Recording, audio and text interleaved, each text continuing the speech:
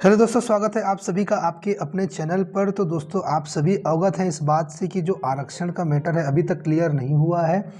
विधानसभा में पारित होने के पश्चात भी जो आरक्षण का जो विधेयक है वो राजभवन में राज्यपाल के द्वारा हस्ताक्षर नहीं किया गया है, राजभवन में जाकर ये अटक गया है। तो दोस्तों, इसी संदर्भ में एक छोटा सा अपडेट प्राप्त हुआ है जो आपसे मैं साझा कर रहा हूँ इस वीडियो के माध्यम से। तो देखिए दोस्तों, आरक्षण में जो राज्यपाल का कहना क्या है यहाँ पर लिखा हुआ है। देखिए, पहले जो पॉइंट है उसमें राज्यपाल ने कहा है कि बिना सोचे समझे बिल पर हस्ताक्षर नहीं करूंगी। अब देखिए दोस्तों, हस्ताक्षर क्यों नहीं करेंगी इसका भी उन्होंने जवाब दिया है। यहाँ पर टाइटल में लिखा हुआ है, मैंने आदिवासी आरक्षण बनाने को कहा था, सरकार ने सबका बढ़ा दिया। अब ये राज्यपाल का कहना है, तो चलिए इसको थोड़ा सा और विस्तार से पढ़ते हैं दोस्तों, क्या लिखा हुआ है इसमें। तो यहाँ पर लिखा हुआ है दोस्तों, मैंने तो केवल आदिवासी वर्ग आरक्षण बनाने के लिए सरकार को विशेष सत्र बुलाने का सुझाव दिया था, उन्होंने तो सबका बढ़ा दिया। यह कहना है राज्यपाल अनसुईया उके का। वे धमतरी के राजा राव पठार में सर्व आदिवासी समाज के वीर मेला महोत्सव के समापन समारोह में मुख्य अतिथि के तौर पर शामिल होने पहुंची थी। यह बयान सामने आने के बाद स्पष्ट हो गया है कि राज्य सरकार द्वारा पेश किए गए आरक्षण विधेयक बिल पर अभी राज्यपाल हस्ताक्षर नहीं करेंगी। वहीं दूसरी ओर राज्यपाल के हस्ताक्षर नहीं होने से यह विधेयक कानून नहीं बन पा रहा है। तो इस बात से क्लियर हो जाता है दोस्तों कि जो आरक्षण का जो विधेयक है अभी भी अटका हुआ है, और राज्यपाल का साफ कहना है कि अगर इसमें आदिवासी वर्ग का जो आरक्षण है अगर वो बढ़ा रहता, बाकी वर्ग का सामान्य रहता, मतलब बाकी वर्ग का नहीं बढ़ा रहता, तब वो विधेयक पर हस्ताक्षर कर देती और उनको सोचना नहीं पड़ता। लेकिन उनके इस स्टेटमेंट से ये पता चल रहा है कि जो बाकी वर्ग के आरक्षण बढ़े हैं, जैसे ओबीसी एससी का, तो इस जो बढ़े हुए आरक्षण में उनको थोड़ा सा परेशानी हो रहा है। अब ये क्या परेशानी है, इसका भी थोड़ा सा यहाँ पर जवाब हमको मिल पाएगा। देखिए, यहाँ पर लिखा हुआ है, साइन के पहले राज्यपाल के सवाल। तो यहाँ पर देखिए दोस्तों, पहले में लिखा हुआ है, जब 58% आरक्षण व्यवस्था को हाई कोर्ट ने असंवैधानिक बता दिया है तो 76% आरक्षण रोस्टर के लिए सरकार क्या कर सकती है। तो उनका कहना है कि जो पहले 58% का जो आरक्षण था उसको जो हाई कोर्ट ने असंवैधानिक बता दिया, अब तो 76% आ गया, तो इसके लिए क्या तैयारी है सरकार के लिए। तो यहाँ नीचे पर भी लिखा हुआ है, देखिए, मैं तकनीकी तौर पर पूरी तरह समझ लूँ कि सरकार की क्या तैयारी है, आज मैं साइन कर दूंगी और कल कोई व्यक्ति कोर्ट चला गया तो क्या होगा। तो इनका कहना है कि अगर वो 76% आरक्षण का जो विधेयक है उसमें साइन कर देती है और उसको कानून बना देती है, तो कल के दिन कोई पर्सन कोई भी चला जाएगा कोर्ट और बोलेगा कि ये जो 76% का आरक्षण है वो तो असंवैधानिक है, क्योंकि जो हाई कोर्ट है वो 50% से अधिक के आरक्षण को असंवैधानिक घोषित करता है। तो इनका कहना बस यही है कि आपने जो 76% का आरक्षण रोस्टर बनाया है उसको आप हाई कोर्ट से कैसे बचा सकते हैं, या कोई कोर्ट में लगाएगा तो आपके पास क्या प्रूफ है कि जो 76% आरक्षण है वो सही है। तो इन सब बातों को लेकर जो राज्यपाल हैं वो अभी तक आरक्षण का जो विधेयक है उसमें साइन नहीं किए हैं, और बिना उनके साइन के ये विधेयक नहीं बन पाएगा।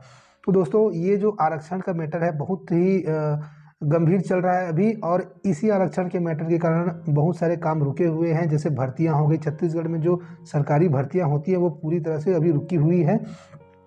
अब देखिए, यहाँ पर एक छोटा सा और पॉइंट हम पढ़ते हैं। राज्यपाल उके ने कहा कि हाई कोर्ट ने 2012 के विधेयक में 58% आरक्षण के प्रावधान को असंवैधानिक कर दिया था।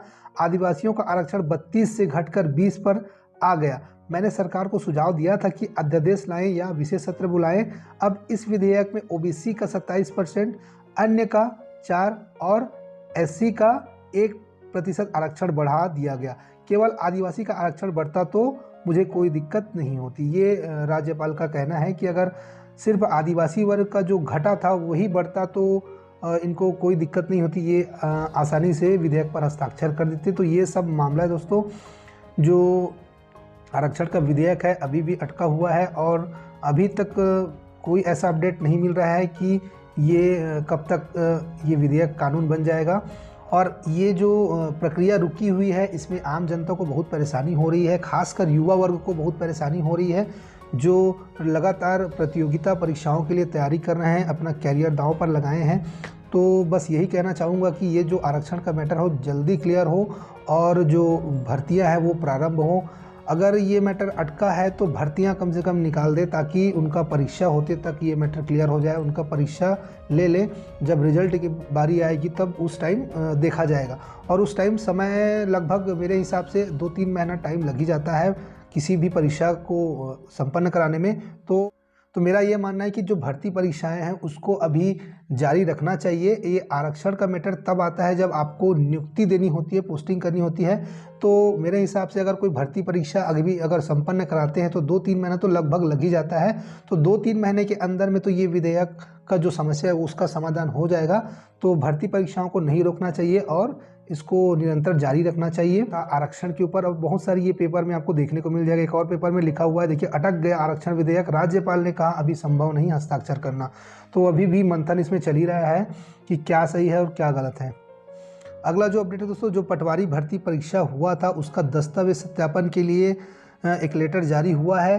तो देखिए यहाँ पर लिखा हुआ है, नवा रायपुर अटल नगर दिनांक 25/2/2022 के द्वारा जिला राजनांदगांव में पटवारी के कुल 15 विज्ञापित पदों हेतु छत्तीसगढ़ व्यवसायिक परीक्षा मंडल रायपुर द्वारा दिनांक 24/4/2022 को OMR बेस परीक्षा का आयोजन किया गया तथा परीक्षा परिणाम दिनांक 6/6/22 को जारी किया गया है। आयुक्त भू अभिलेख इंद्रावती भवन नया रायपुर, इतना पत्र क्रमांक है।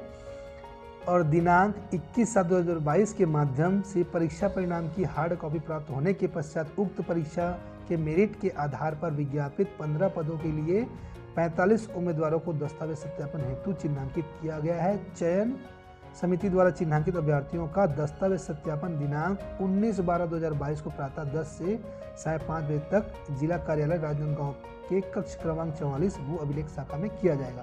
तो जिनका लिस्ट में नाम है वो अभ्यर्थी जाकर अपना दस्तावेज सत्यापन कर सकते हैं। ये अच्छी खबर है उनके लिए। बहुत समय से वेट कर रहे थे कि पटवारी परीक्षा में चयन होने के बावजूद भी इनका दस्तावेज सत्यापन रुका हुआ था, तो उनका दस्तावेज सत्यापन प्रारंभ हो गया है। तो दोस्तों ये तो था 2 अपडेट। आज की वीडियो में बस इतना ही। जल्द ही मैं आपको एक नए अपडेट के साथ में एक नए वीडियो में मिलूंगा। अगर मेरे चैनल पे आप नए हैं तो चैनल को सब्सक्राइब कीजिए, और अगर आपको ये वीडियो अच्छा लगा हो तो वीडियो को लाइक ज़रूर कीजिए। मिलता हूँ आपको एक नए अपडेट के साथ में, तब तक के लिए जय हिंद।